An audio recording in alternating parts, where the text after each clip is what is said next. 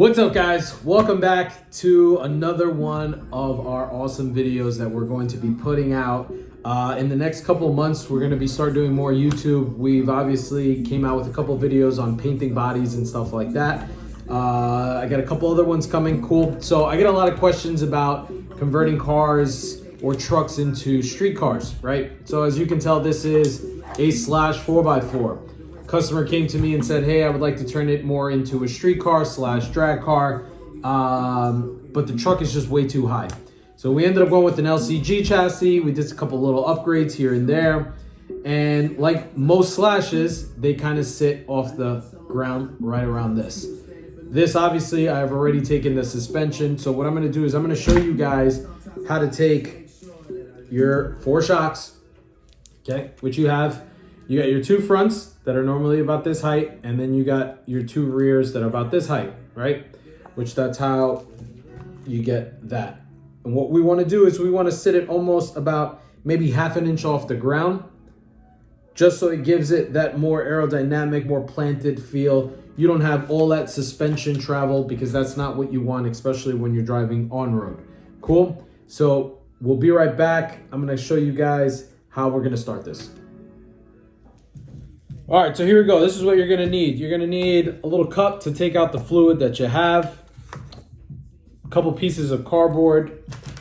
You're gonna want some J-Concepts shock limiters, all right? That is the part number. Let's see if you guys can see it. Cool. This is what you're going to need to limit the shocks, to bring them down, to bring the car down. All right, so the first thing you're gonna do is just kind of get the shock down to this level. You're gonna take off the bottom perch, take the spring out, cool, and then what you're gonna do is you're gonna open it. Let it come out. Take that. What you're gonna do is just use it, put it in the little cup, drain it. So on top of obviously limiting it, we are also gonna change the shock fluid. So most Traxxas cars, most cars in general come with 30 weight fluid. You know, unless you do have a specific GT car, obviously those have a lot more weight to them. And I'm going to tell you guys what I personally use on my cars. You know, for example, the GT car that's up there, that's what I normally race. All right. Between that and the limiting of the shocks, you will get a better performing car on road. Obviously, you don't want to use off-road tires trying to run street. You obviously want street tires, so we went along and bought a pair of the Arma Infraction Hoon tires. Love those tires. I've been using them on a lot of my builds recently, so we're kind of going to be sticking with those for a little bit, and you can obviously tell that that car up there has them as well. All right, so we almost got them all out.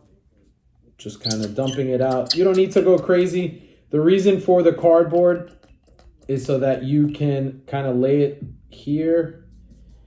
And a little trick that I always tell everybody, especially doing diffs or anything that has to do with oil and stuff like that, leave it sitting there. The cardboard will absorb everything, all right? So you don't have to worry about getting your hands all greasy and all full of oil. It's kind of annoying.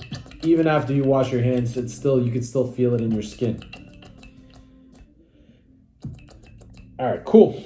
All right, so that's all 4. So the rears, we're going to have to limit the most because obviously they're the longest and we don't want that much suspension travel. All right. So inside there is a little nut. You're going to use a 5.5 millimeter wrench. Okay. Oh, no, I'm sorry. I lied.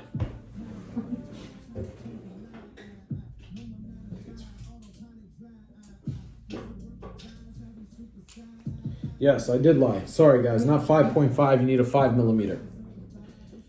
So we're going to take that little nut out.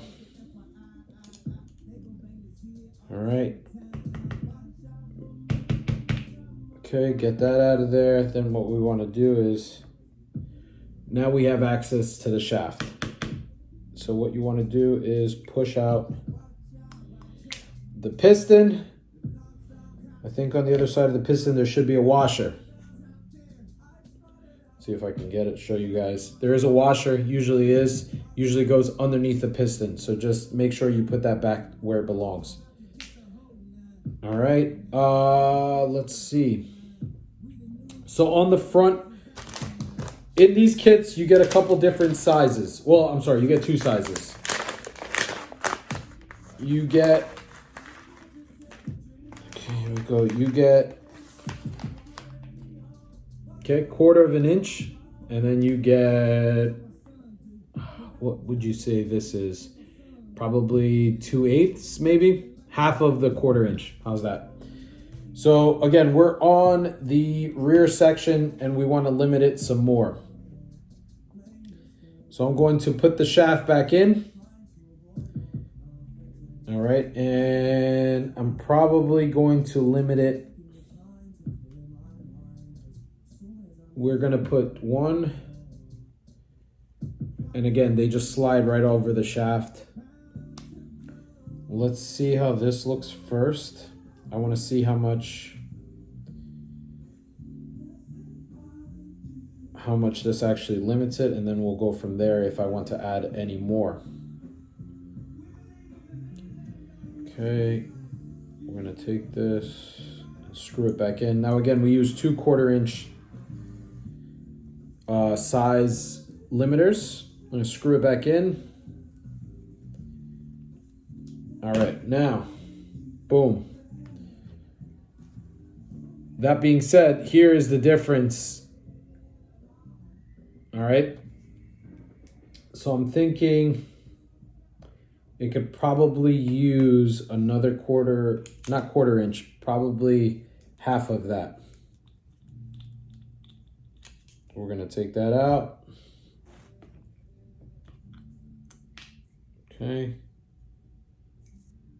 And we're gonna add one more of the small ones.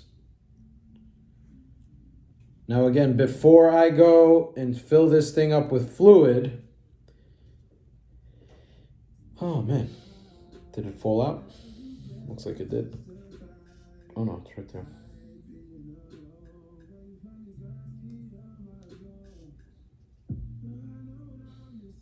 Let's see. Is there another? All right, let's screw this on for now.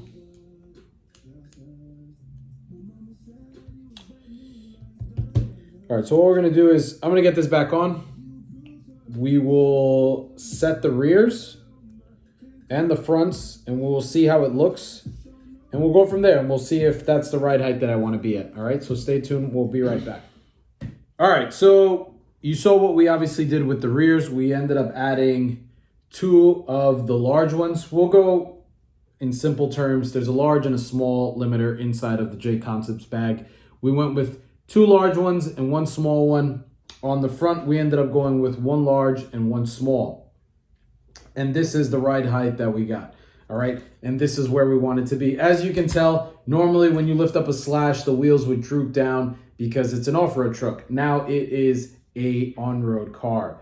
Cool, so we didn't put the fluid in yet just because I wanted to double check the right height. Obviously it'll stand up. You obviously see there's no actual rebounding because there's no fluid in it, but I just wanted to double check the ground height. Make sure that it was good. I love the way it looks. I wouldn't change anything about it.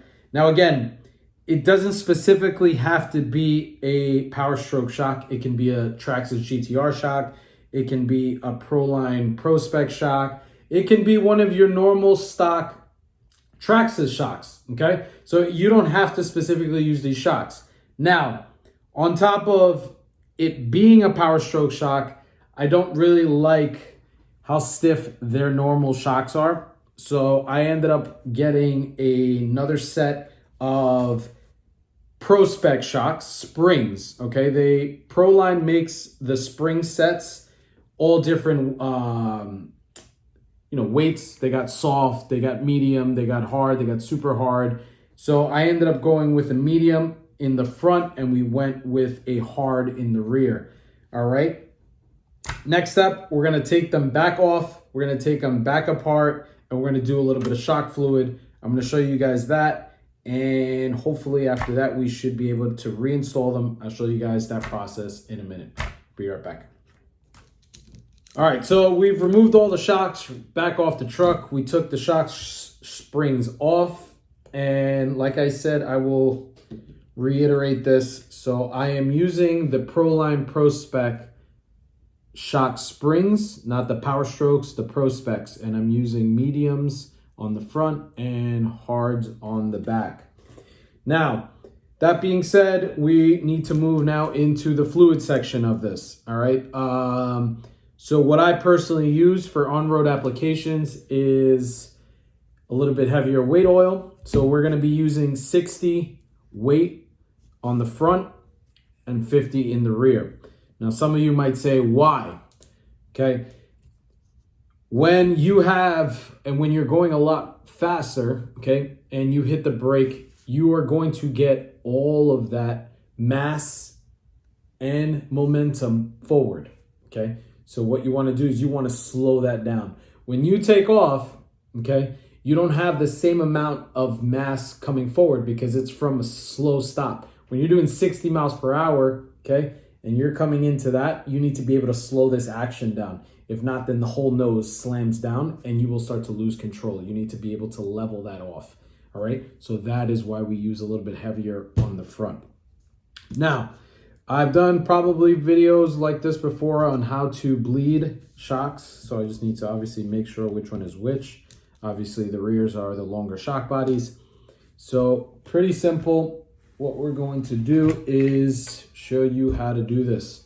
Get yourself a little shock stand. If you don't have one, you should get one, or you can make one, doesn't matter. And what we're going to do is we're going to fill this thing up probably about 1/4 of an inch before it hits the top. What I want to do is get, I just, see, and this is why, no, I'm doing this correct. All right, and after that, kind of want to push it up. You'll hear that. You don't want to fill it up all the way to the top because it'll overflow on that initial push up. I'll do it after. Then I'll go again. You'll see bubbles coming out of there. Just keep adding a little bit more until it reaches the top. And what I'll do is I'll go back and forth, up and down till I don't hear those bubbles anymore. And I kind of want to spin and rotate the shaft as I do it. So as I go up and down, I do this about 8 to 10 times. Once that is ready, I forgot this is my 8 scale stand. And I don't have another stand right now. So this is great. Actually, what I can use is one of these.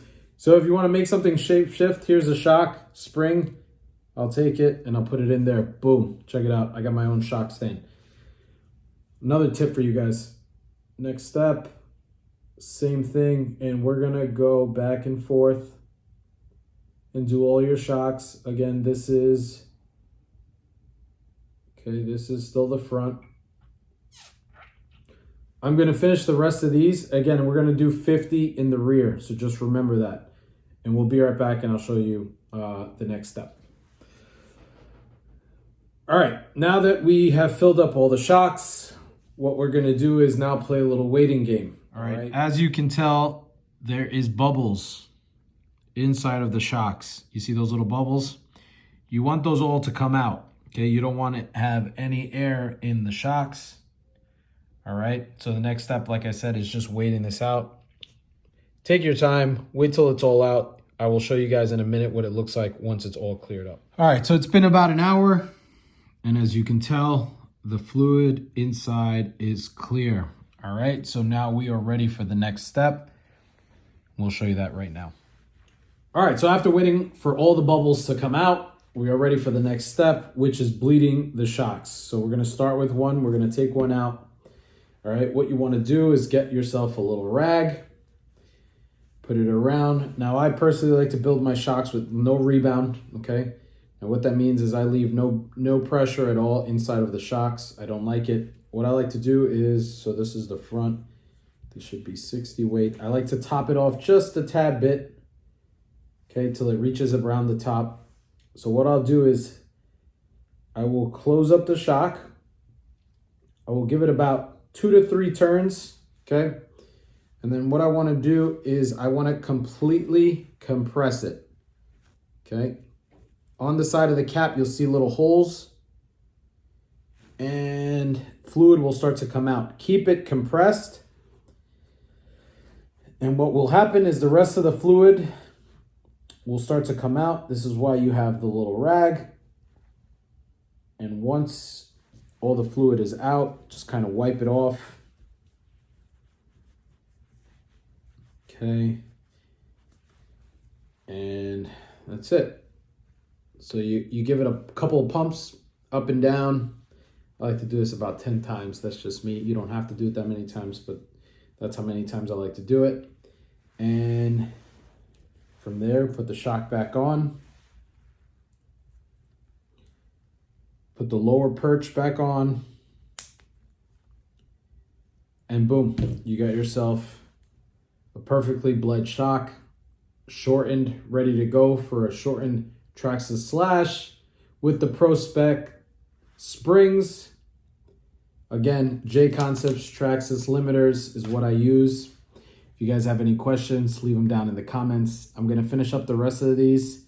We'll give a quick turnaround video on the car once I install them. You guys can see it, and we'll go from there. Cool. See you guys soon.